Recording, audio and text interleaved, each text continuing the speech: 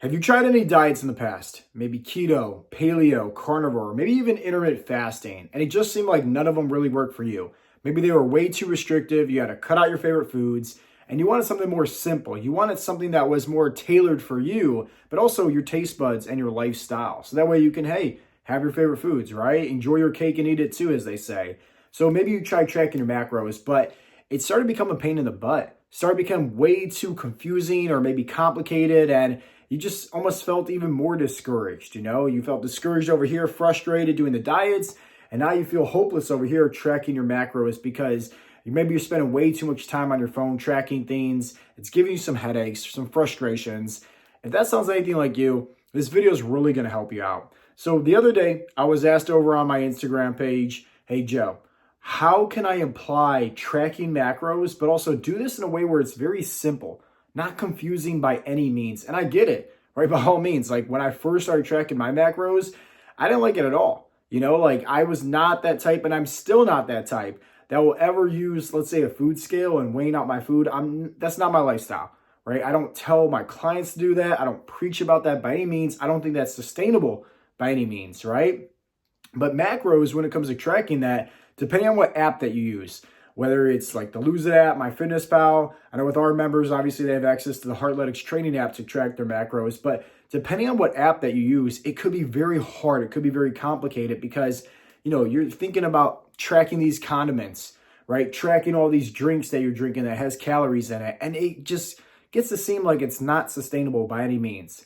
I'm going to share with you guys exactly what I share with this individual that reached out to me over on Instagram, which, hey, if you guys are not following, shameless plug, go to my Instagram page. The link's down below. You'll find it, the Joe Callari.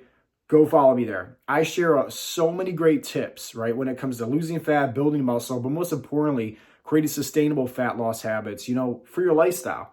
So go follow me on there if you haven't already. So what I share with this individual is the same tips that I share with literally all of my clients, because tracking your macros, let's face it, yes, it can be a pain in the butt, but it's so helpful. And the reason why it's helpful is it brings awareness.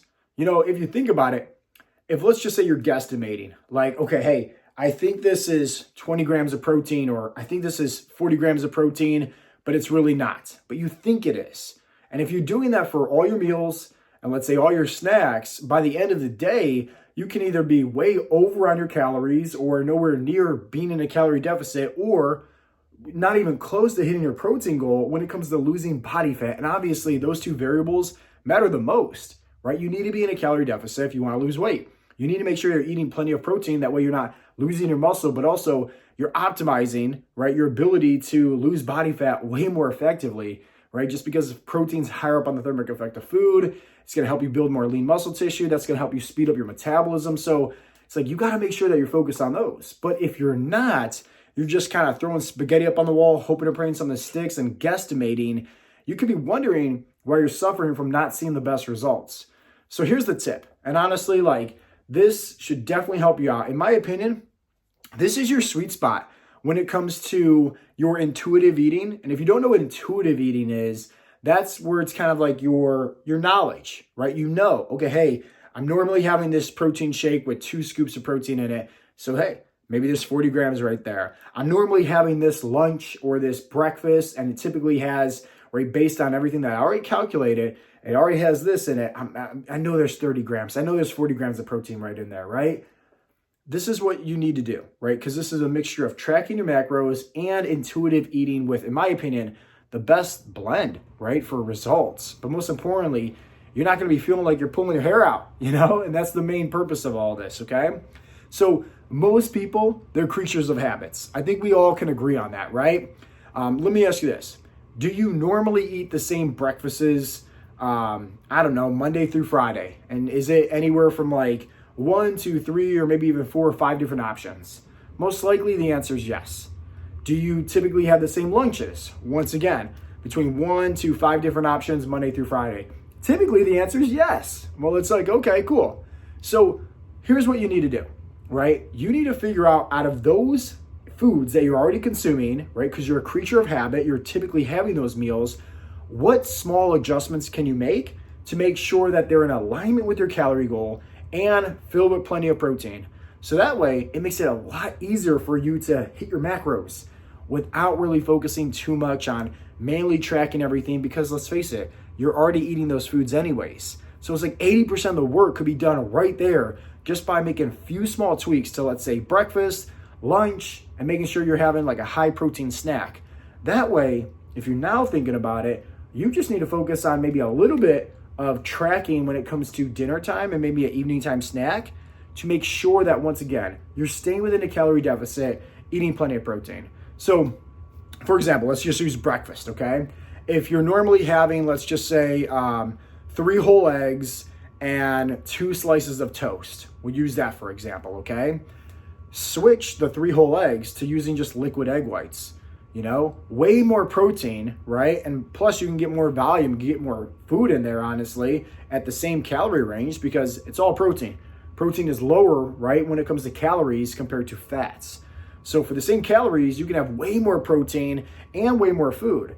And let's say for the bread, if it's just your regular like whole wheat bread, or, you know, whatever kind of bread that you're consuming, maybe look for like a higher protein bread option, something that's out there, you know? So now you're, once again, you're doing a great job at sticking within pretty much the same calories as you were before, but now you're maximizing, right? Having way more protein. And let's say for snacks, let's say you're normally having, I don't know, like a Nutri Valley grain bar, right? Or some fruit or anything like that. Well, hey, switch to maybe having a protein bar as a snack. Switch to also maybe having one of those pre-made protein shakes. And, you know, if you don't have one of those, then just literally take a scoop of your protein powder, put it into a blender bottle, and just bring it to work, right? And then just, you know, whenever you want to, you know, have a little hunger or anything like that, or you want to get that protein shake in, just add some water in there, shake it up, and you're good to go, okay? So now if you're doing that, let's say a protein shake and a protein bar, well, we got probably 40, 50 grams right there just in our snacks. And let's say if you do have an office job and they have like a, I don't know, like a fridge in the back or something like that, my recommendation, take some Greek yogurt, put a scoop of protein powder in there, mix it up, add in some fruits. Right there is a great healthy snack, low in calories, high in protein as well. And that's obviously going to fill you up a lot longer throughout the course of the day. And then let's go to lunch, right? For lunch, once again, what are you having? Is it like, I don't know, maybe you're having some pop, you're having a bag of chips, and maybe you're having a sandwich, right? Well, let's just make small adjustments right there. Let's just say we cut out the regular pop for a diet pop, 0 calories.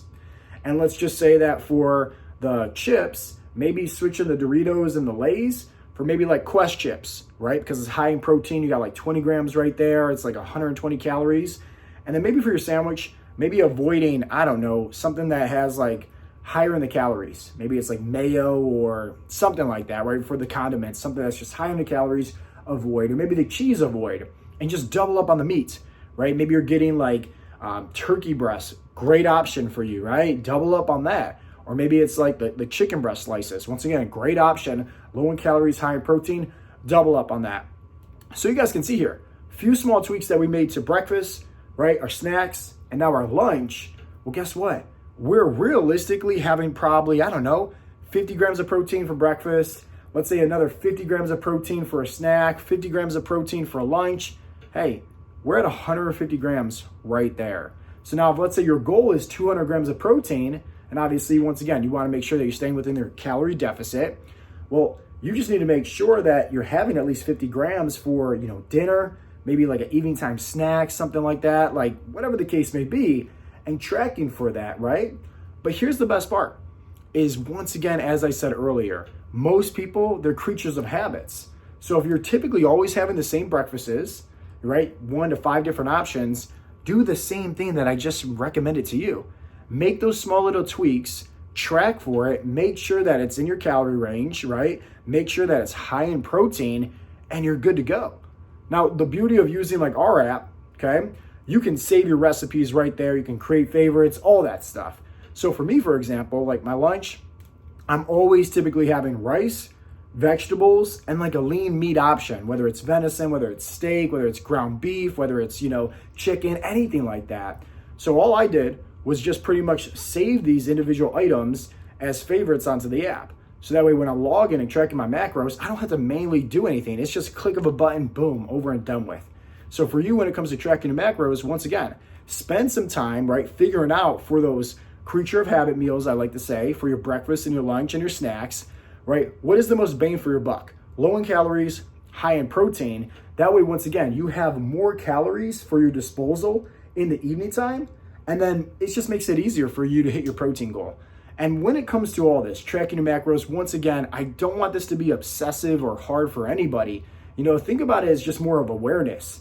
If let's just say you're constantly going broke because you're spending way more money than you have coming in, it's the same thing with your calories and why you're not losing weight. Like you have X amount of calories throughout the course of the day. Well, spend some time tracking accordingly, making sure that you can stick within your calorie deficit for fat loss. If let's just say you're constantly going over and over on your calories, constantly spending your money way more than what's coming in, you're not going to have any savings. You're not going to have any money left at the end of the day. It's the same thing. So you do it a few times, you get it down, become a creature of habit, create these meals that are sustainable, easy for you. They fit within your taste buds. They fit within your lifestyle. And guess what? Right? You have a bunch of calories left in the evening time for, let's say, once again, going out to eat, or whether your spouse is making something that you just don't know. Then you can guesstimate. Then you can get pretty close with that, Just be mindful at the end of the day. Tracking calories is a great tool, but remember, your job here is learn how to create sustainable fat loss habits. If you want any more tips on that, I have plenty of information. Click on the link down below if you're watching this on YouTube, or go follow me over on Instagram. Once again, the Joe Callari. Type that in the search browser. You'll be able to find me, and I'll be sure to give you more tips on there as well. So with that being said, I really hope that you enjoyed today's video. I really hope that these tips were helpful for you. If they were, give me a thumbs up on this video. Leave a comment down below if you have any questions. And also, if you have not yet subscribed to my YouTube channel, I would greatly appreciate it if you did. As always, guys, this has been Coach Joe with Heartletics.com. I'll talk to you in the next episode. Peace out, Girl Scouts.